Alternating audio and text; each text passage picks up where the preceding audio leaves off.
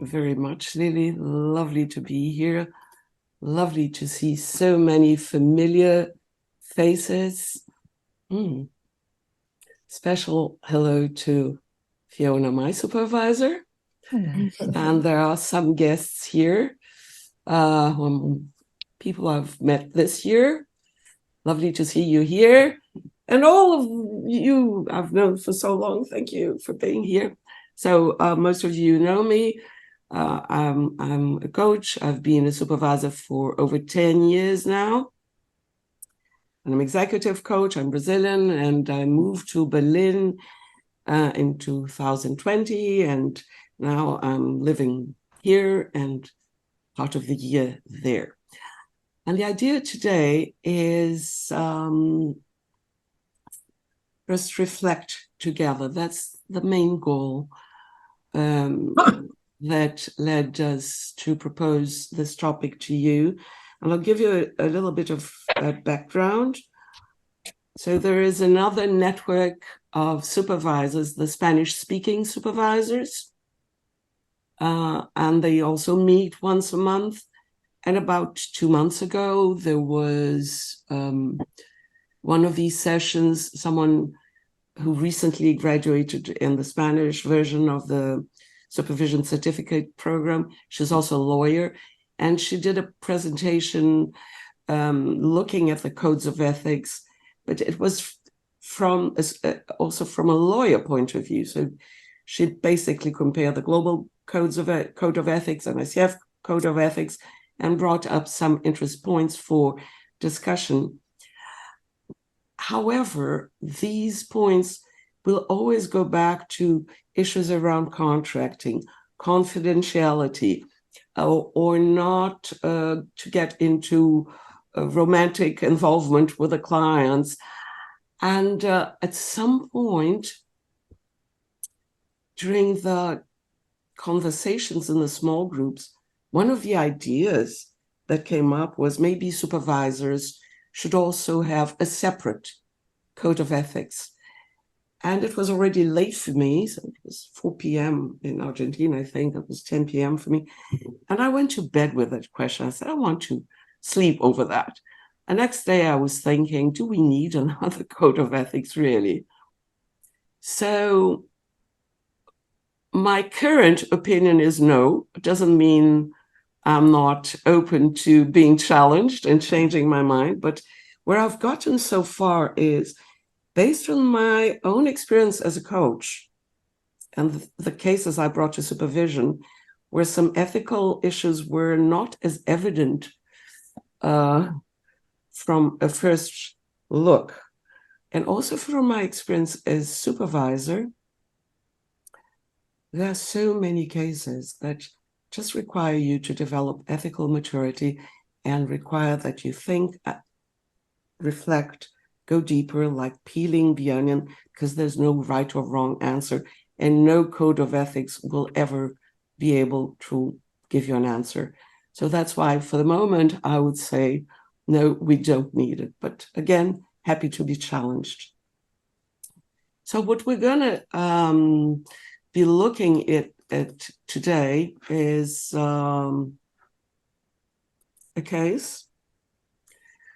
So I brought this quote because about reflecting together. The idea is that I give you a little bit of context around the case, and then you're going to go to small group discussions for us to reflect together.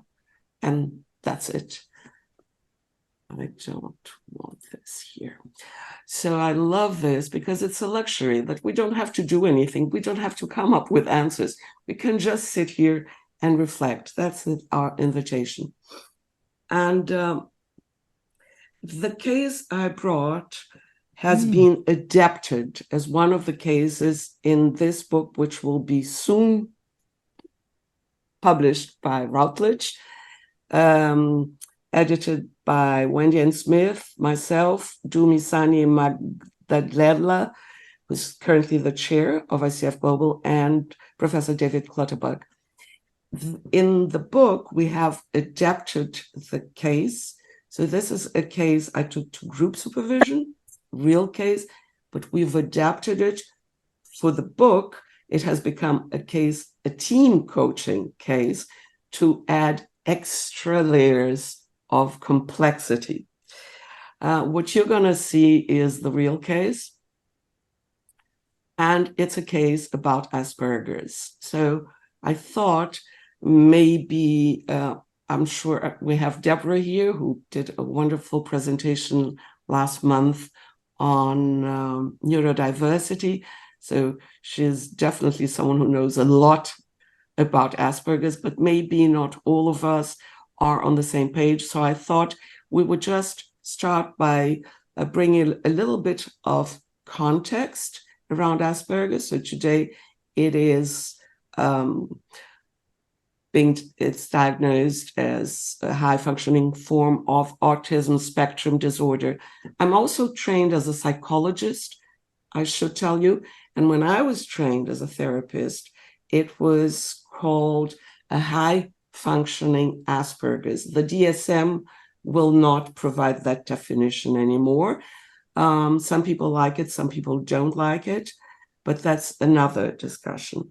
And I also thought of, I saw this video where a young man who has been diagnosed from his early days as a case of Asperger's, he is giving a testimonial.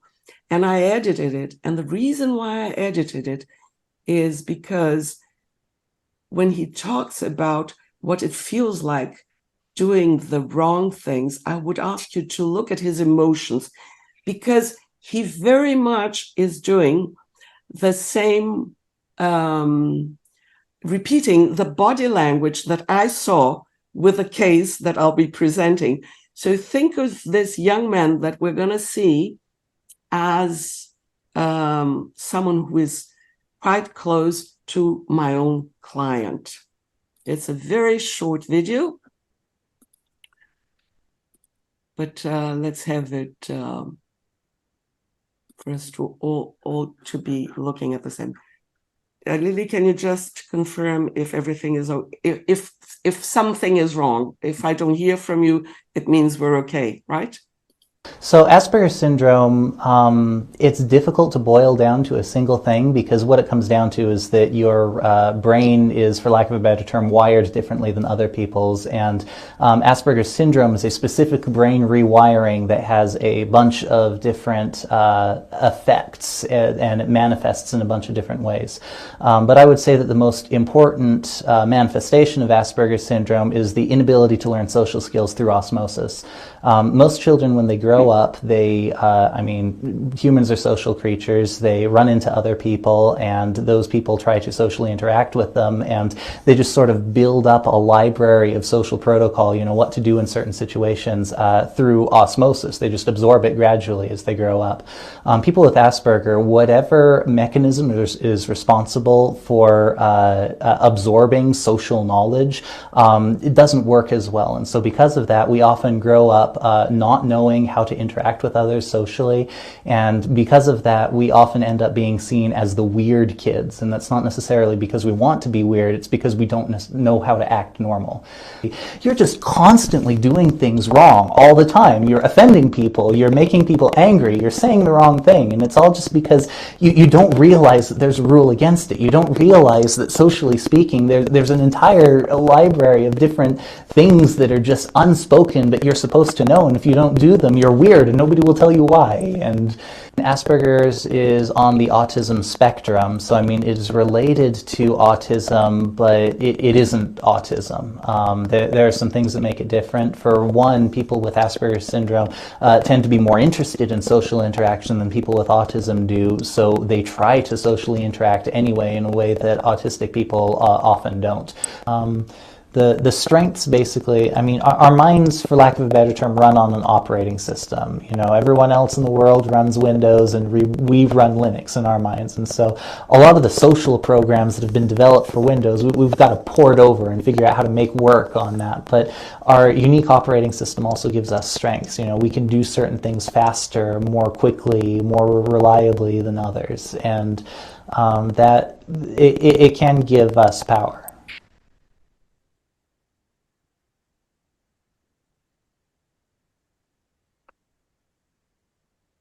Oh,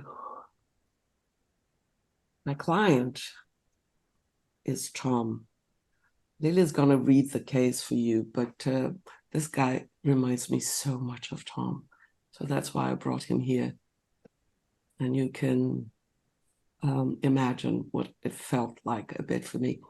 Anyway, a little bit of context about how this case was brought to supervision. I am part of David Clutterberg's group supervision, apart from doing one-on-one with supervision with Fiona now for 11 years.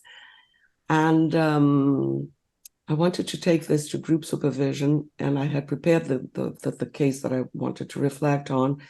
However, there was death in the family, and I had to travel exactly on that date. So I did send the case before and said, would you mind? I'm going to meet this client, and I don't know what to do. So if it's okay with you. And they did, and they were generous enough to allow the case to be analyzed, not in my presence.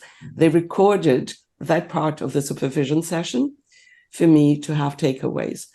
So what Lily's going to do, she's reading the case, and you are supervisors or coaches, those of you who are not supervisors yet, listening to this, sitting in that group supervision session, listening to this case. So Lily, let me just pull back the slides, please. Shall test my reading skills. There you go. Mm-hmm. There you go. All right. So Tom, 40 years old, is a senior executive in a large multinational corporation. He leads a team of 50 people, half of them in Brazil, based in Brazil, where he is also based. His company sponsors a leadership development program for senior executives in partnership with an international business school. And between the models, all participants can get a total of 4 one-on-one coaching sessions with a coach assigned to them without a chemistry meeting to create and implement an individual development plan to hone their leadership skills. Tom is part of this year's cohort, and we met for the first time last month. The first session is dedicated to establishing the relationship, contracting, and drafting 1 or 2 goals for the short coaching assignment. Tom stated he wanted to work on earning respect. As I explored the meaning and relevance of his goal, I learned that Tom was used to being the first in his class, winning awards and medals in school and college. As an adult, he says, he still seeks constant recognition from others. For me, earning respect works as a trophy for grown-ups. Tom added, I know I am seen as intimidating and arrogant, and people are afraid of questioning me. I have an extraordinarily fast-thinking, rational skills, and it's hard for me to listen to other people's opinions that contradict data. I trust data, not opinions. He went on to say that he has tried to show himself vulnerable based on past feedback, but this does not work. I end up being inappropriate in my autistic way because I'm not good at reading social cues. I push my high energy or choose the wrong language or timing. He provided several examples of when he felt he had been quite confrontational and insensitive in my autistic way, especially in public settings. I asked permission to go back to his choice of the word autistic to ask him whether he felt or knew his brain might function on the autism spectrum, to which he replied, I have never been officially diagnosed as Asperger's, but I guess this is my case based on everything I've read. His goal for the coaching engagement is to identify concrete behaviors that might help him become more sensitive and responsive to social and emotional cues, to earn more respect from his team and internal clients. Thank you, Lily. So that's the case I presented. So as said, I'm trained as a therapist from the moment he started saying in my autistic way. And also what he was bringing led me to suspect it might be a case of Asperger's. But I was afraid of going there. And the other piece of data that might be worth sharing with you is that in this program, they also have like a 360, and nothing on his 360 gave any hint of any of what he was bringing.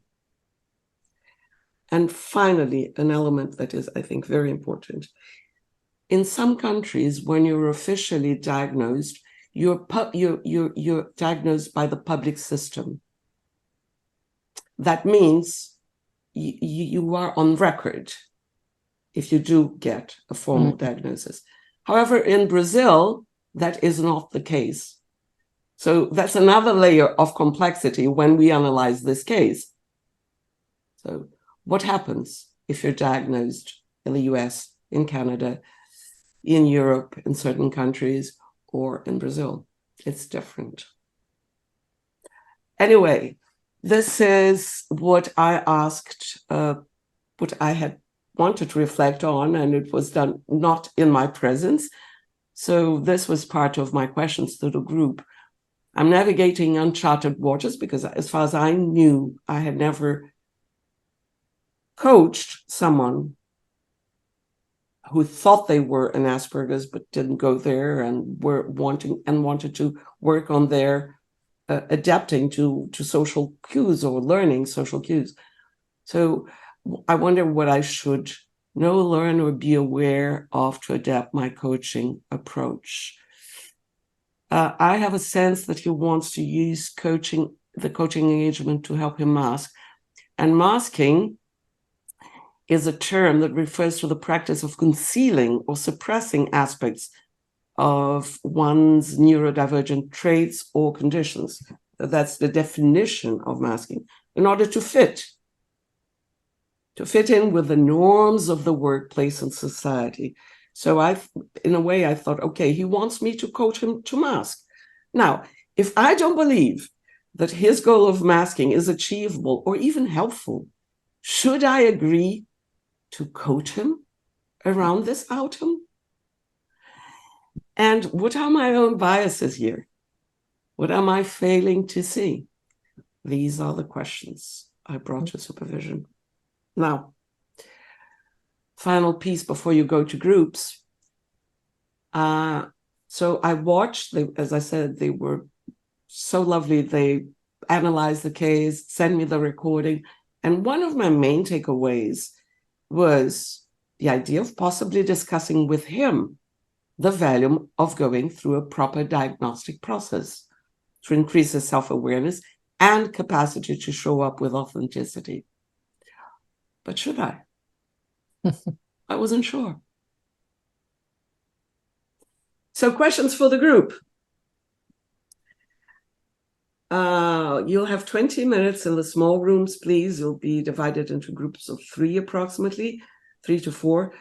And when I finish the questions, you can make a picture. We will also post them in the chat box. But these are the questions that we would like to invite you to just think about.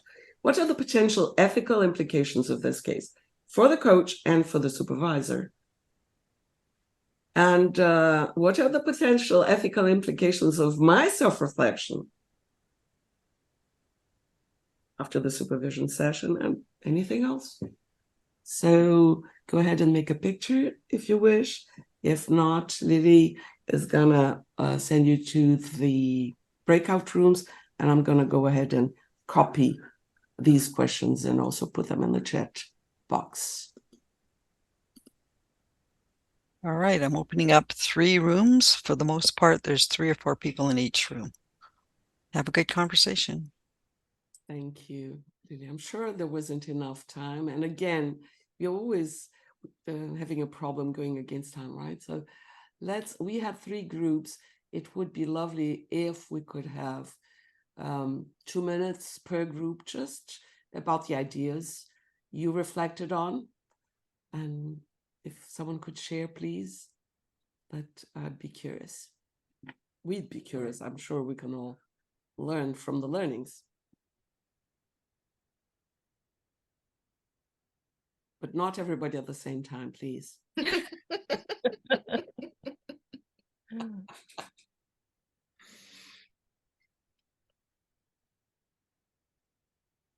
perhaps I could offer something, because Alexis and Natalie and I had a really rich conversation, and through various stages of our conversation and getting to know each other's views and the impact of your study on us, because that was very important to start with, actually, how it affected us.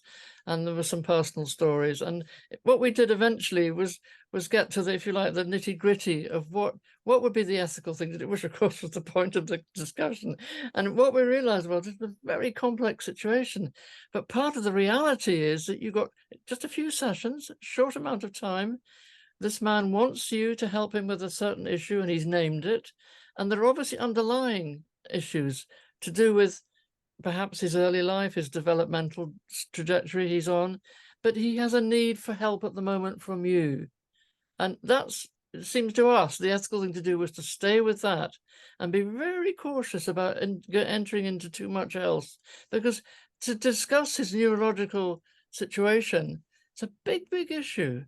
And we felt it was much more complex and quite difficult, and maybe not what he's ready for. We didn't know that. But I don't know, Alexis, can you add, or Natalie? I mean, I'm just trying to sort of summarize what we said. Yeah, I think a common among the three of us idea was we might reflect back his sharing that with us in order to honor it and in order to see if there was more there, but not necessarily pretend that we would be able to do a diagnosis or a deeper dive, given the amount of time and the contracting coming from the business who's bringing us in for 4 sessions. Potentially, we can break down the idea of what he means by respect and do a certain amount of work in that direction without getting into too much diagnosis about bigger items, but naming them so that they feel honored and they're somewhere in the room. Yeah. I think the other thing, Fiona flagged primarily it's about building the relationship, and Natalie flagged while doing no harm. And so having that all kind of in the system at the same time, there's a show up present, be honest with what's happening for you and what you're being given, and at the same time move at least a little bit in the right direction. Can you support what he's asking for, which is to feel respected? Define what that is without trying to diagnose the bigger picture was where we landed, I think, ladies. Well, with the cloud, that when you're not a professional of mental health, there's this fear, and do no harm from my part, because I'm not a mental health professional. From my part, the fear would be there, would be greater to do no harm. So I don't even know if I would go further anyway. It would be interesting. Yeah. So it depends and depends and depends and depends. We just need to show respect. Depends. Yeah. That's summarizing. Thank you very much. So next group, if we could have it in 2 minutes.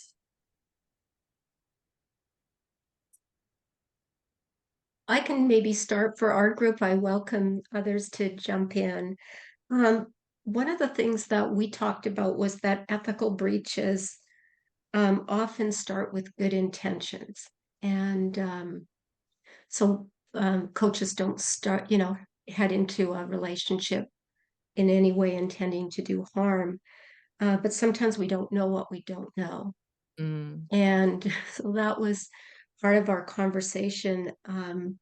How do we know what's actually going on beyond what's presenting with the client? And sometimes it could be depression. And in this case, it happens to be something else that I personally don't know a lot about. I have worked with clients and seen them shift.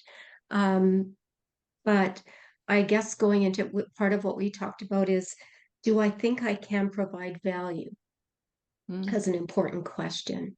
Do I really think that I can help, or do I have some inhibiting perspectives that might get in the way? Or if I think that this is actually not what's going to be helpful to this person, do I need to put that on the table to be transparent? And then finally, if this person's seeking to feel respected, it's really important that we feel that respect for the individual personally in starting the work. Others in the group, do you want to weigh in? Kim, Janet, Gigi?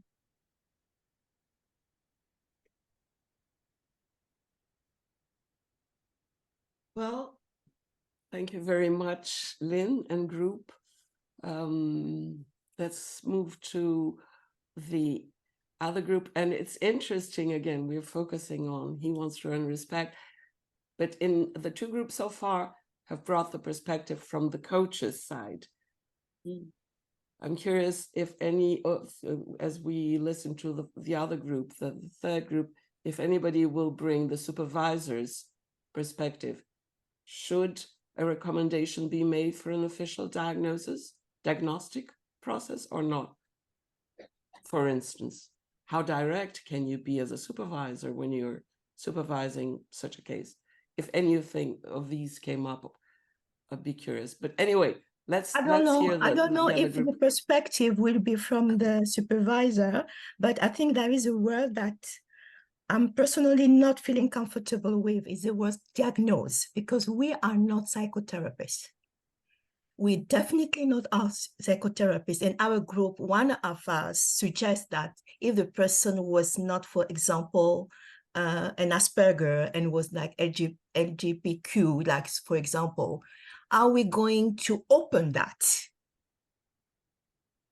You know, openly? No, because this is being a private discussion. So I just let the other person in the group take on what they took from the session. Michelle and Deborah. Michelle Morale and Deborah. But the fact, I think that the first consideration is, as a supervisor, I know nothing about Tom. He is not there in front of me. So what the coach says is just blah blah. It's their own words. I'm really, all what he says or she says is very suspect.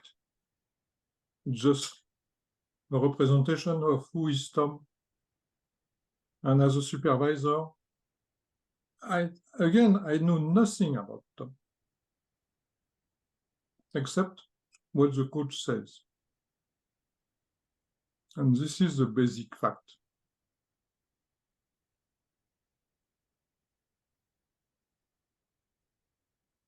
So very interesting. I wish we had more time. We'll just clarify that I didn't propose to diagnose him. I don't diagnose anybody. I just mentioned that I'm trained because I'm trained to recognize.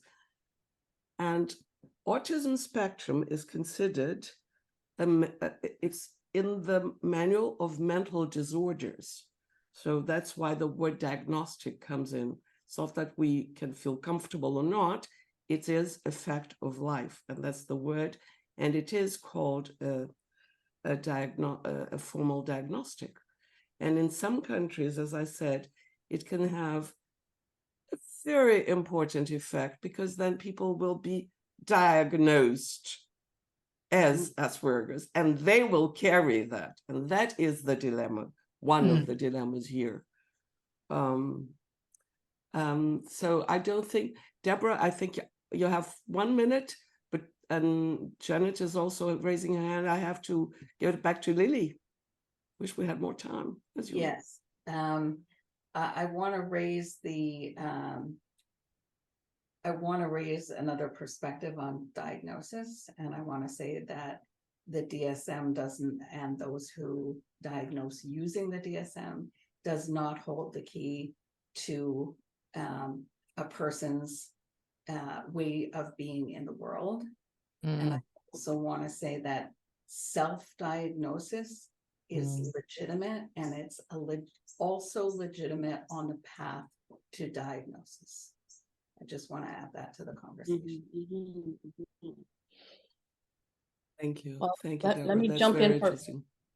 sorry, Go ahead, Janet. I know we have to go on to Lily. I just want to agree vigorously that with what Deborah just said, and I think for me the key, and I don't know how Michelle would feel about this, but I, as a supervisor, would want to understand how the coach build relationship and trust by being curious about what the person already knows or has tried or explored. Because if you only have a few sessions, you need to be efficient, and you need to know what they bring into the room with them. So that would be, I think, as a coach, like this whole idea of, well, I'm not going to diagnose and I'm not going to tell them they should get one, but it should be on the table.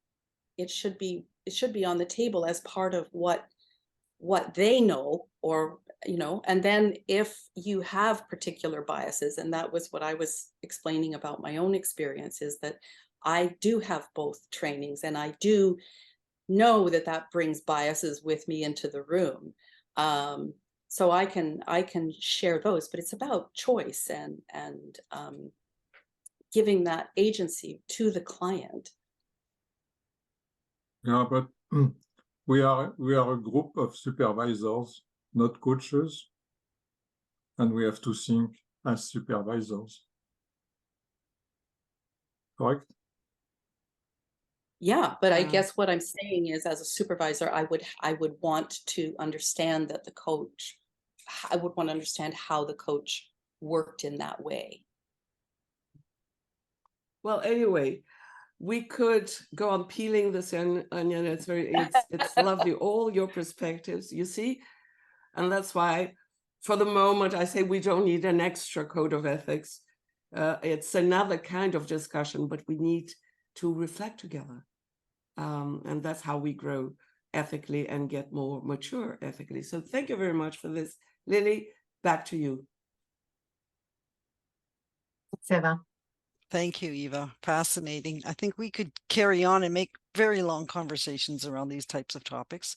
And so to mention that Deborah actually runs the Neurodiversity Community of Practice. If you are interested in joining that, reach out to her. I think it's today, every third Monday of the month. This America's Coaching Supervision Network is also every third Monday of the month at 8 o'clock, and yours is at 11 o'clock Pacific time. So just to let you know that that's in our space as well. We do have our monthly meetings, and we also have now set the conference dates for next year, April 19th and 20th. And right now, so far, the theme will be non-duality, with the wisdom of non-duality. So we're just exploring more about that. So that's very exciting. Our website, we have over 50 videos for those that are new that would like to watch some of our videos. And we have a newsletter that you can subscribe to as well. Lots going on. So thank you for being regulars. Thank you for coming out and engaging in these conversations. If you have ideas of what you'd like to talk about, please send them over to me and to Damien. And Damien's at Converge today. So great. And because we have a couple of minutes, maybe Eva, you can sort of give us the ending of that story, if that's okay with you. Yeah, it's okay. Thank you very much. So ending of the story, it was a happy ending.